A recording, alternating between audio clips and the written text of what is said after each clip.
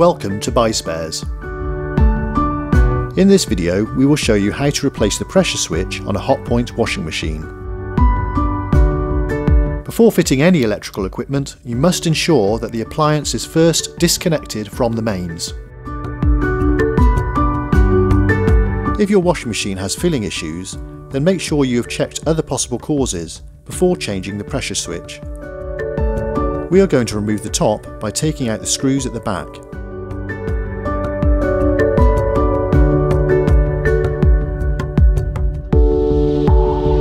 With the screws out, we need to tap the top to release it and put it to one side.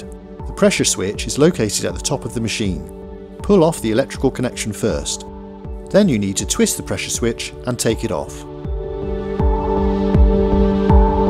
Then the hose attached to the pressure switch. Put the hose back on to the pressure switch. Place the new pressure switch into position. Refit the electrical connection. Slide the top back on and refit the screws. And there we have it, one pressure switch fitted on a Hotpoint washing machine.